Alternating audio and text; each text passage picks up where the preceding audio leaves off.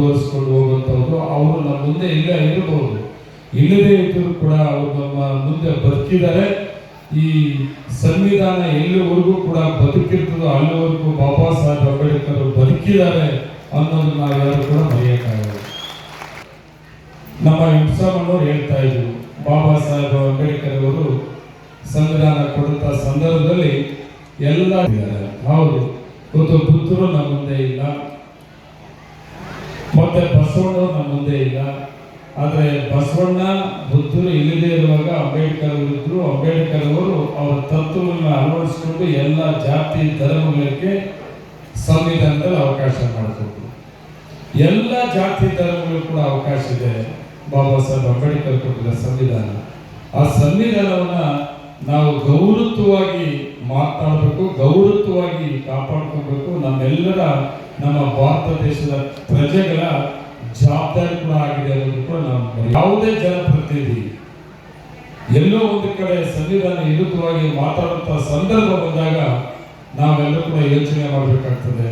ಸಂವಿಧಾನ ವಿರುದ್ಧವಾಗಿ ಮಾತಾಡುವಂತವರ ವಿರುದ್ಧವಾಗಿ ನಾವು ಯೋಚನೆ ಮಾಡುವಂತ ಒಂದು ವಾತಾವರಣ ನಾವ್ಯಾರು ಮಾಡಿಕೊಡೋದಕ್ಕೆ ಅವಕಾಶ ಮಾಡಿಕೊಡೋದು ಬೇಡ. ನಾನು ಕೂಡ ಒಬ್ಬ ಸಾಮಾನ್ಯ ರೈತರ ಕುಟುಂಬದಲ್ಲಿ ಹುಟ್ಟಿ ನಾನು ಕೂಡ 2ನೇ ಅವಧಿಗೆ ಶಾಸಕನಾಗಿದ್ದೀನಿ ಅಂದರೆ ಅದು ಕೊಟ್ಟಂತ ಬಾಬಾ ಸಾಹೇಬ್ ಅಂಬೇಡ್ಕರ್ ಕೊಟ್ಟಂತ ಸಂವಿಧಾನ ಅದೇ ಮಾತ್ರ ನಾನು ಕೂಡ ಈ ಕೂತಿದ್ದೀನಿ ಅನ್ನೋದು ಕೂಡ ಯಾರು ಮರೆಯೋದು. ಆದರೆ ಬಾಬಾ ಸಾಹೇಬ್ ಅಂಬೇಡ್ಕರ್ ಅವ್ರನ್ನ ಎಲ್ಲ ಜಾತಿ ಧರ್ಮಗಳು ಕೂಡ ಒಂದು ದೇವರ ಸ್ಥಾನದಲ್ಲಿ ನಾವೆಲ್ಲ ಗೌರವಿಸಬೇಕಾಗ್ತದೆ ಅನ್ನೋದು ಕೂಡ ನಾವು ಯಾರು ಮರೆಯೋದಿಲ್ಲ. ಯಾವ ಜಾತಿಯವರು ಅಂಬೇಡ್ಕರ್ ನಮ್ಮದು ಅಂತ ಇಟ್ಕೊಂಡು ಓಡಾಡಬೇಡ ನೀವು. ಯಾವ ಜಾತಿ ಧರ್ಮ ಕೂಡ ಅಂಬೇಡ್ಕರ್ ರಿಸರ್ವ್ ಅಲ್ಲ. ಸಂವಿಧಾನ ಕೊಟ್ಟಿರುವಂಥದ್ದು ಎಲ್ಲ ಜಾತಿ ಧರ್ಮಗಳಿಗೆ ದಿನ ಒಂದು ಜನಾಂಗದವರು ಯಾರಾದರೂ ಬಾಬಾ ಸಾಹೇಬರು ನಮಗೆ ಸೀಮಿತ ಅನ್ನೋದಾದ್ರೆ ಅದು ಅವರು ಇಲ್ಲ. ಆದರೆ ಅವ್ರಿಗೆಲ್ಲೋ ಒಂದು ಕಡೆ ನಾವು ಅಗೌರವ ತೋರ್ತಾ ಇದ್ವಿ ಅಂತೇಳಿ ನೋವು ತಿನ್ಬೇಕಾಗ್ತದೆ. ಅವ್ರು ಕೊಟ್ಟಂತ ಸಂವಿಧಾನದಲ್ಲಿ ಎಲ್ಲರಿಗೂ ಅವಕಾಶಗಳು ಮಾಡಿಕೊಟ್ಟಿರುವಂತಹದ್ದು.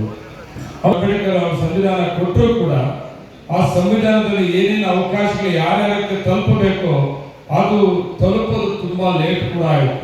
ಇನ್ನೂ ಕೂಡ ಬಾಕಿ ಉಳಿದೆ ಅನ್ನೋದನ್ನ ನಾವ್ಯಾರು ಮರೆಯೋದಿಲ್ಲ. ಸಂವಿಧಾನದಲ್ಲಿ ಕೊಟ್ಟಿರುವಂತಹ ಅವಕಾಶಗಳು ವಂಚಿತರಾಗಿರೋದು ಇನ್ನೂ ಕೂಡ ಆ ಸಂವಿಧಾನದಲ್ಲಿ ಇರುವಂತಹ ಅವಕಾಶ ತಗೊಳ್ಳೋದಕ್ಕೆ ಸುಮಾರು ಹೋರಾಟಗಳು ಕೂಡ ನಡೆದಿದೆ, ಅದು ಕೂಡ ಮರೆಯೋದಿಲ್ಲ. ಆ ಹೋರಾಟಗಳಿಂದ ಸುಮಾರು ಅವಕಾಶಗಳು ತಗೊಂಡಿದ್ದಾರೆ. ಅದು ಇನ್ನೂ ಕೂಡ ಹೋರಾಟಗಳು ಬೇಕಾಗ್ತದೆ. ಇನ್ನೂ ಕೂಡ ಸಂವಿಧಾನದಲ್ಲಿ ಬರಬೇಕಾದಂತ ಅವಕಾಶ ಸಿಗ್ಬೇಕಾಗ್ತದೆ. ಅದಕ್ಕೂ ಕೂಡ ಹೋರಾಟಗಳು ಬೇಕಾಗ್ತದೆ, ಹೋರಾಟಗಾರರು ಕೂಡ ಬೇಕಾಗ್ತದೆ ಅನ್ನೋದು ಕೂಡ ನಾವ್ಯಾರು ಮರೆಯಬಹುದು. ಆದರೆ ಹೋರಾಟಗಳು ಮಾಡೋ ಜೊತೆಗೆ ಬೇರೆ ರೀತಿಯಲ್ಲಿ ಹೋರಾಟ ಮಾಡೋದು ಬೇಡ. ಅಂಬೇಡ್ಕರ್ ಹೆಸರು ಹೇಳಿಕೊಂಡು ವೈಯಕ್ತಿಕವಾದ ಹೋರಾಟ ಬೇಡ. ಸಂವಿಧಾನದಲ್ಲಿ ಕೊಟ್ಟಿರುವಂತ ಒಂದು ಅವಕಾಶ ವಂಚಿತರಾಗಿರೋರಿಗೆ ಸಂವಿಧಾನದ ವಿರುದ್ಧವಾಗಿ ಓದಂತವರ ವಿರುದ್ಧವಾಗಲಿ ಅವಾಗೆಲ್ಲಕ್ಕೂ ಕೂಡ ಹೋರಾಟಗಳು ಬೇಕಾಗ್ತದೆ.